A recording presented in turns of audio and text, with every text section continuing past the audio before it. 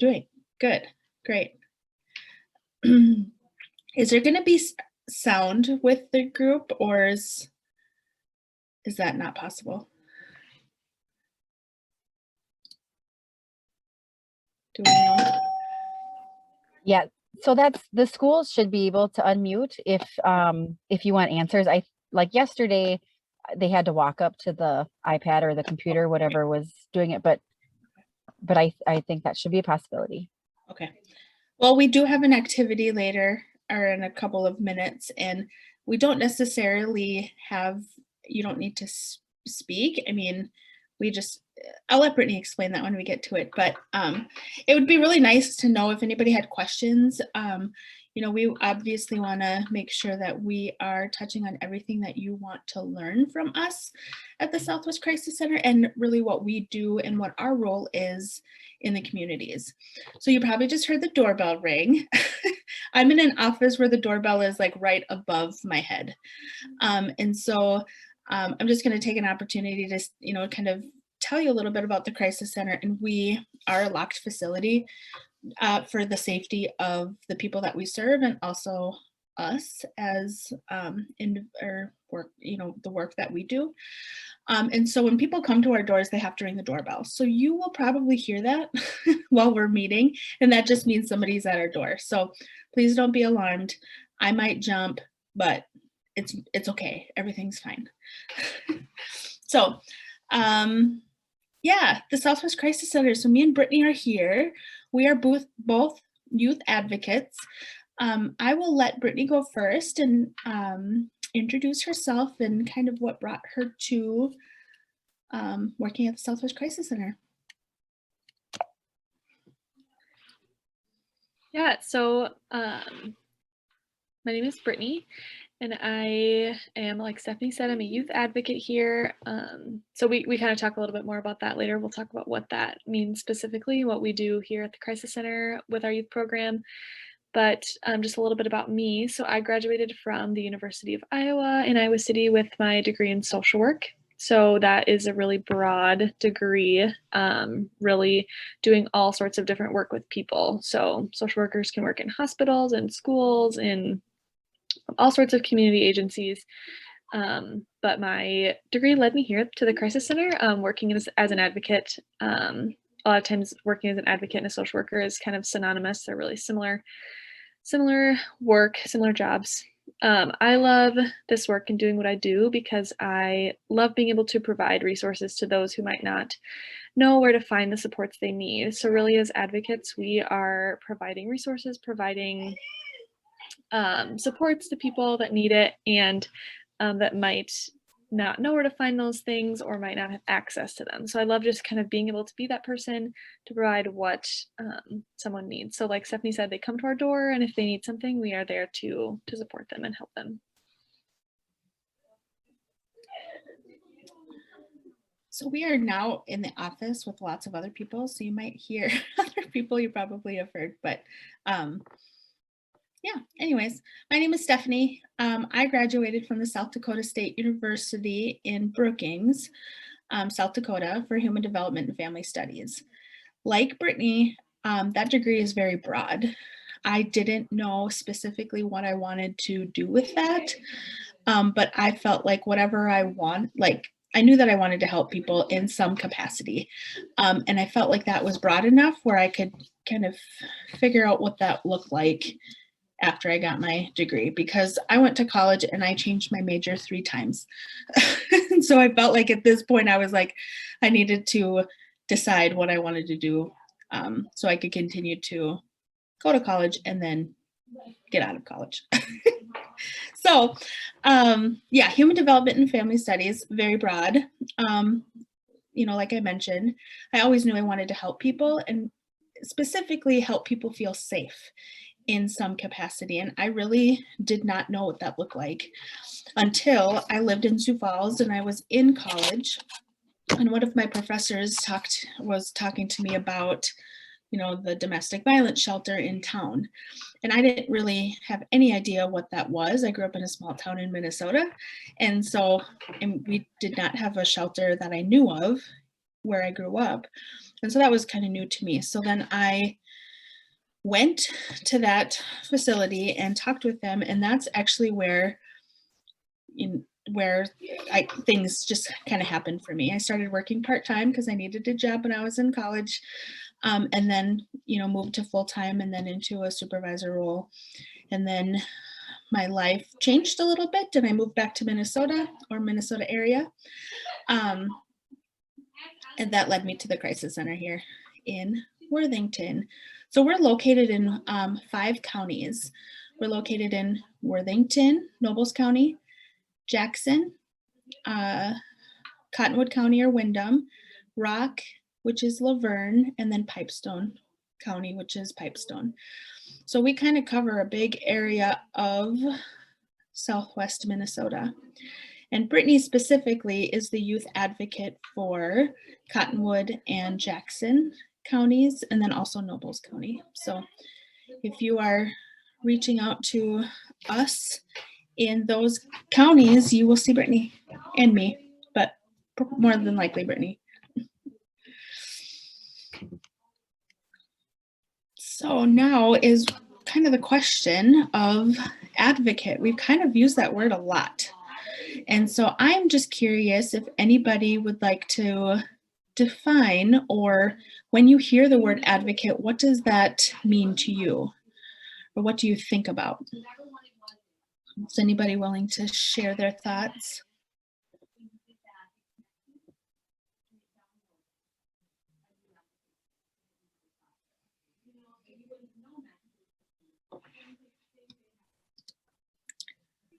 Can you guys see the chat? I don't want to say it. Oh. I don't want to say it. So when you, I don't want to say let me it. say it, let me say it. Go ahead, Anthony. Isn't it someone that like speaks on someone's behalf or something? Yeah. Am I right? No, our mic is on. No, it's on. Yeah, could you hear that, Stephanie and Brittany? Huh? I heard it a little bit, and I do see in the chat that it says support. Yeah, I'll say it. Go ahead. Go ahead. It's when like someone speaks on someone else's like behalf, like they're advocating for something. Mhm. Yeah, absolutely. So, and then, okay, so the rest of the chat says someone who supports someone else's things or stands up for them. So yeah, I mean, that's really ultimately the definition of advocate. I do have some textbook definitions on the next slide. So let me go to that one. Here we go. Okay. You guys, I'm so sorry. I'm trying to figure out what's going on here. Okay, here we go. Okay, so advocate, one who pleads the case or the cause of another, specifically one who pleads the cause of another before tribunal or just judicial court. So like the individual was saying, like one who kind of talks on behalf of somebody else, one who defends or maintains a cause or proposal. So like an advocate of liberal arts education, and one who supports or promotes the interest of a cause or group. So there's lots of different types of advocacy. Let me go to the next slide here. Okay, so there are all kinds of advocates. So advocating for different needs for different people, any helping profession is going to advocate for who they are working for in one way or another. So I just listed 3 different types of advocacy, but within that, they can be broken down into let me just read these and I'll kind of explain, and then we can kind of brainstorm some other advocacy together. So there's self-advocacy. So that would be like me advocating for myself, just on behalf of myself. I can't think of an example offhand, but, and then individual advocacy. So I look at this and I think about, so that's what a lot of what we do. So we work with one individual, and, if we need to help advocate for them at, let's say, a medical appointment, we can do that. We'll go with somebody who possibly needs to go to the doctor, and, kind of to be that voice. That's what kind of I think about when I think about advocates is, like, how can I help somebody, kind of connect the bridge? So you'll see a picture of a bridge here. And so when I think of advocate, I kind of think of it in two ways. We're the bridge between something that someone needs to do. They maybe need help walking across that bridge. So we're kind of the people walking alongside of them to help them get to the other side. So on the bottom of the slide here,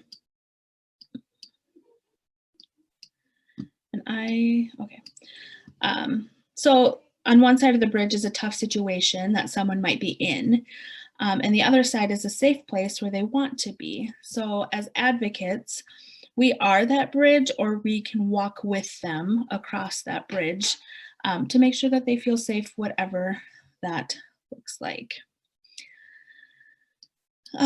Okay, and then the other type of advocacy was the system or the group advocacy. So this is going to be like a big group of people advocating for bigger groups of people. Yeah, I can't think of an example right now offhand, but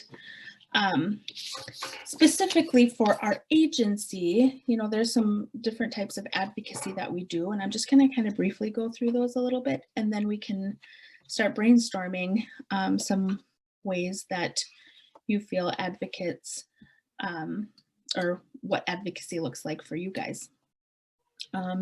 So we provide medical advocacy. I mentioned that a little bit. And advocate also could mean support. So we help support people if they need to go to an appointment, or, we work with individuals who have been sexually assaulted. And so if they need to go to the emergency room for a sexual assault exam, we're able to go and provide that support for them during that difficult appointment. We provide criminal justice advocacy. So working with law enforcement, if somebody wants to make a police report based on what they've been through in their lives, that's something that we will do. Civil legal advocacy. So that means, we can help fill out a protection order with somebody, doing some of that paperwork that legal paperwork isn't normal for everybody. So it can be confusing and really intimidating. We like to just step in and provide that support, and we know the process a little bit better than others, and so we can kind of walk through that with them, kind of explain, this is how you fill this form out, this is where you turn it in, this is what's going to happen afterwards, or this is what could happen. Personal advocacy. So, and this is really just providing emotional support, encouragement, and referrals. So you might think, how do we compare to like a therapist or a counselor? So we are not specifically counselors or therapists. We do, however, provide a listening ear. So we're not going to tell anybody what to do or how to do something.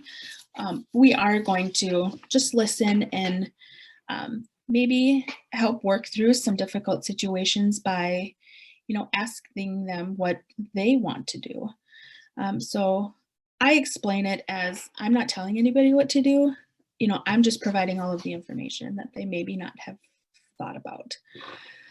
So if somebody wants to move out on their own, they recently just turned 18, they want to get out of their parents' house and don't know how, okay, I'm just going to go rent an apartment and this is what I'm going to do. I can sit down with them and just say, okay, so let's just talk about what it looks like living on your own. So you need to pay rent. How much is rent? How are you going to pay that? So you have a job, you make this amount of money at your job. Is that enough to cover your rent?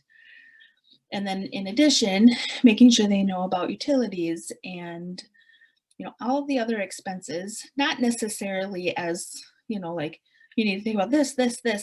I like to provide all of the information so they can make an informed decision on, is it the right time or do I need to switch things around to make it work? We do provide, some financial support, limited financial support, depending on the situations. And safety planning, would be a piece of personal advocacy. We do a lot of safety planning, and that's really just, talking through like, what could happen, what do we need to prepare for, and what can we put in place now to make sure that you feel safe. So that's kind of a little brief rundown about advocacy. Advocacy looks different for everybody. I mean, there isn't really a box that says, okay, this is what advocacy is and this is what it's not, because it's different for everybody. So when you think about all that I've said, can you guys think of some examples of, some advocacy that maybe you have provided somebody, or that you think maybe would be advocacy on your part?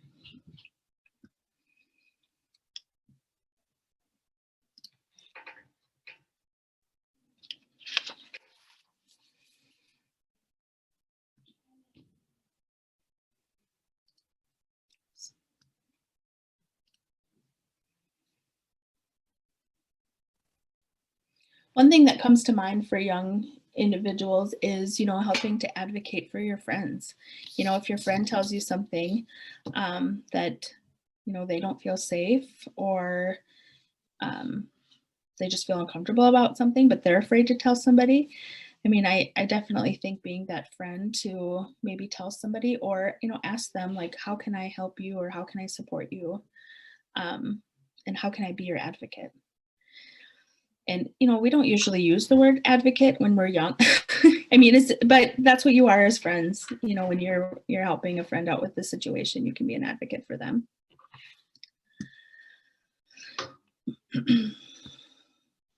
Does anybody have any questions? Or Brittany, did I miss anything specifically to advocacy? I think you covered it. Okay, well then let's move on. So I briefly talked about what we do at the Southwest Crisis Center. Have any of you guys heard of us before today? Amy?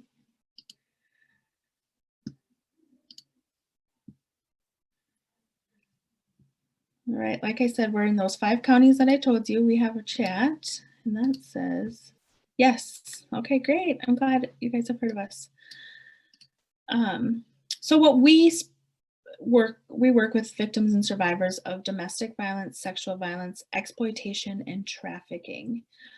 So I won't get into details on these specific things, because I know that we're here to talk about more of our jobs and what that looks like as in our role.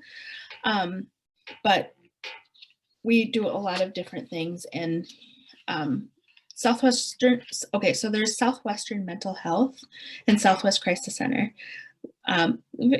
Similar work, but Southwestern Mental Health is the counselors and the therapists, but we're different. People kind of get us together, but we work specifically with these individuals. We may make a referral to Southwestern Mental Health if they need something a little bit more than what we can do, but we primarily work with victims and survivors. A couple of points that I want to make about our agency is, so we are a confidential agency. We are, we kind of strive to make sure that people feel safe and comfortable, and sometimes they're telling us things that maybe aren't safe situations, and so confidentiality is kind of our big thing, and we just like to build relationships and trust. I just looked at the time, and I'm just going to kind of rush because I want Brittany to do her stuff.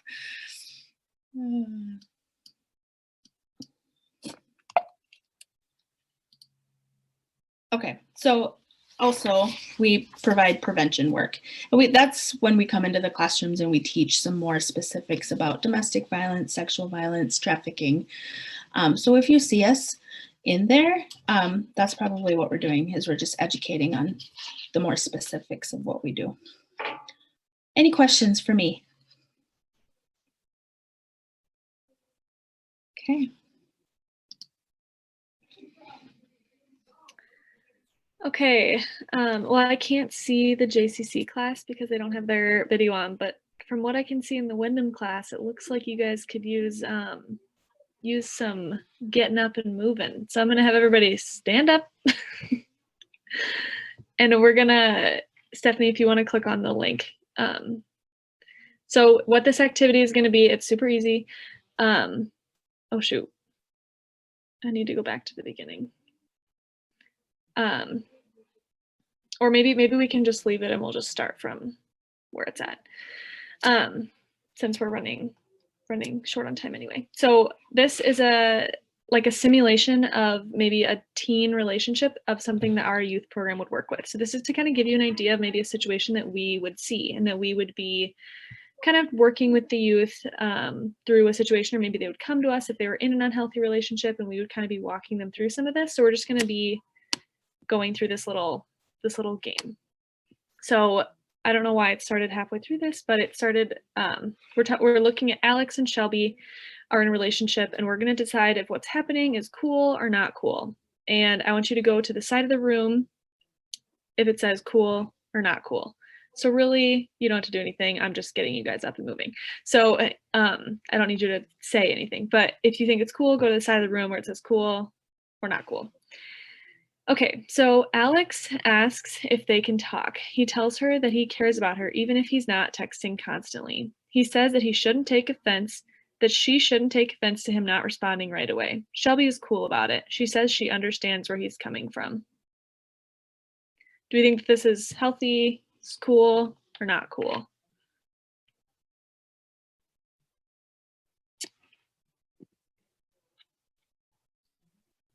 So which side of the room should they go to? Like, so should this side of the room be cool? This side of the room be uncool? Okay, I'm getting a lot of thumbs up. That works. Okay, so yeah, we'll click cool. All right, so you guys are right. So in any relationship, it's important to be able to talk honestly about the things that are bothering you. Communication includes listening and trying to understand someone else's perspective. So I also should have said the reason why this is like so pertinent is we do a lot of, Stephanie just talked about the education piece. We do a lot of educating on healthy and unhealthy relationships. So a lot of the domestic abuse that we see in adults is prevented with education on healthy and unhealthy relationship, or I mean, there's unhealthy relationships in teens too. So that's what we do a lot of education on that. So we'll keep going with this scenario here. Okay, a couple of months later, Alex starts cruising Shelby's Facebook page a lot and asks her what the deal is when someone new posts on her page. Let's see, someone, JCC says that their video isn't working. I don't know.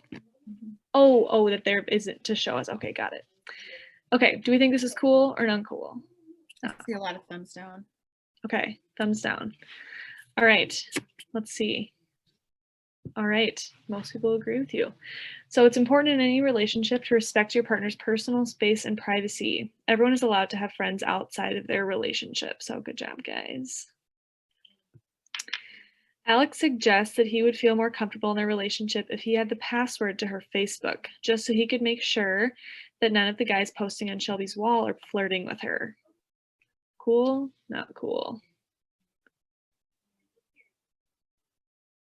Okay, I saw a couple thumbs up and some thumbs down. I think mostly thumbs down, so we'll go with not cool.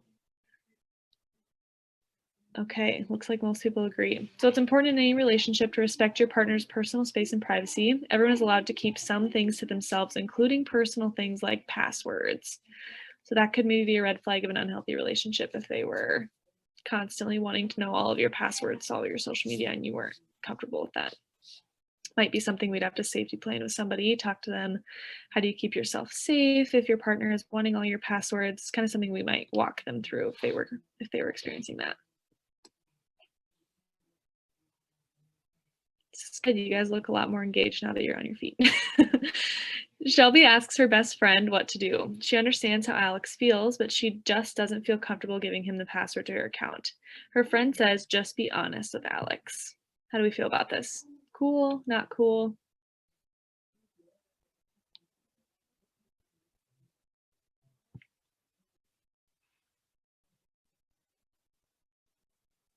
Cool. Cool. Okay. That's good. It's very helpful when somebody does that. Okay. Cool. Okay.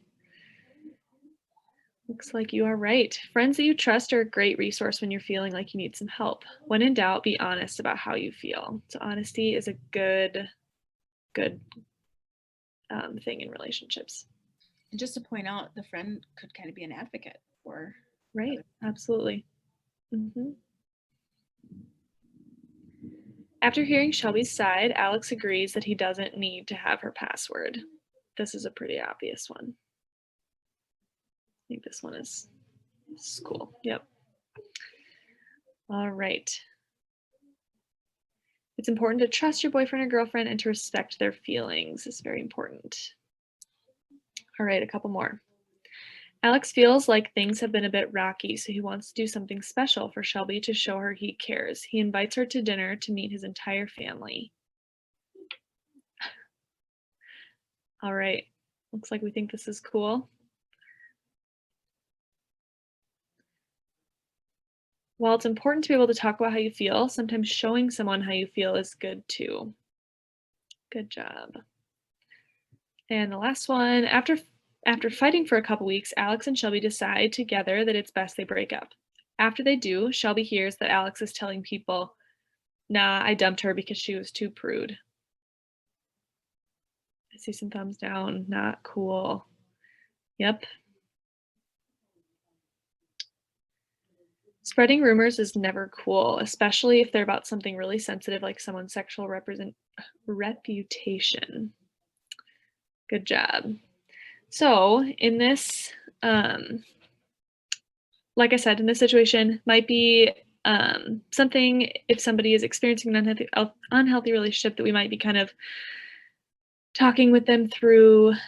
A lot of times it is just education. A lot of times people don't really understand what exactly is healthy and unhealthy, which we have a whole presentation on that, which if you ever want us to come back and talk in your classroom about that, we have a whole presentation on healthy and unhealthy relationships.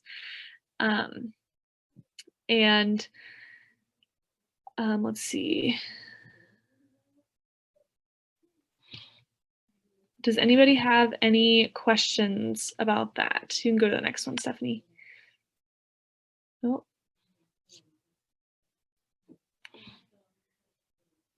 So another part of our youth program, I'll just say this really quick before you ask your questions because it might answer it.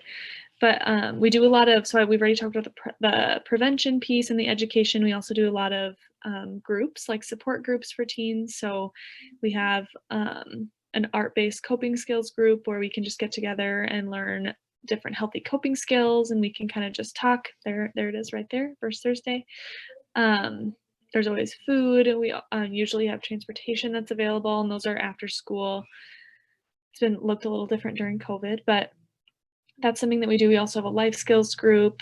We have a Choices 101 group. So we offer a lot of different support groups for youth ages 12 to 24, which is a big part of our youth program. That way, if you are going through something in your life or an unhealthy relationship, then that's kind of your opportunity to talk to us and get to know us and have us there as a support, because we have a text line that our youth advocates are always available at, where if you're needing anything, there's that number. So if you want to save this number, it's really helpful to have it for if it's yourself or a friend maybe that you need to reach out for help for.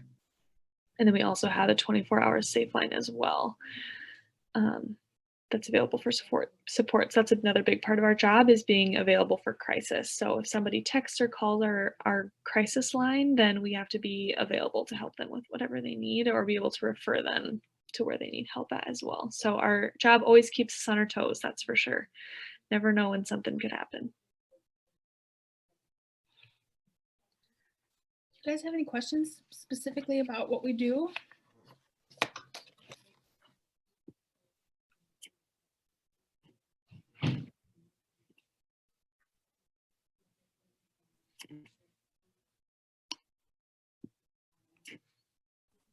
Looks like we have a couple of minutes, but I just have a quick comment. I think it's a great example for students to see.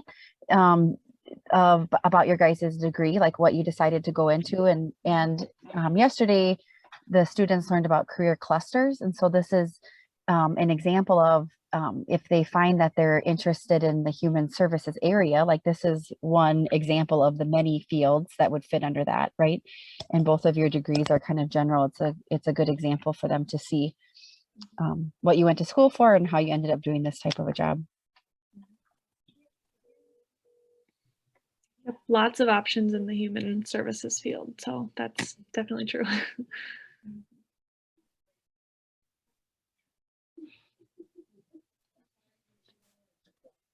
Could each of you share like what's your favorite part about doing what you do?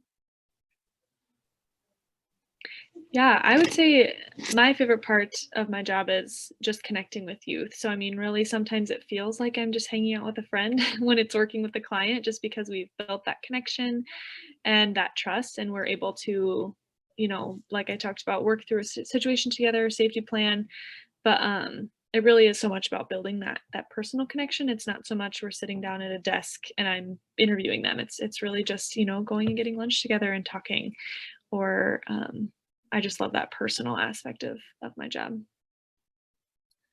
My favorite part of the job is you never know what the day is going to look like.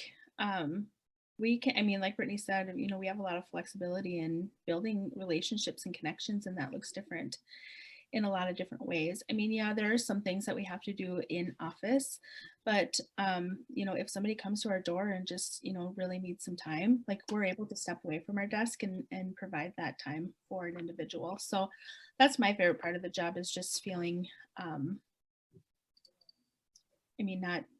it's not the same thing every day. And when the phone rings, you never know really what that's going to look like. So that's kind of exciting and just not so repetitive, I guess.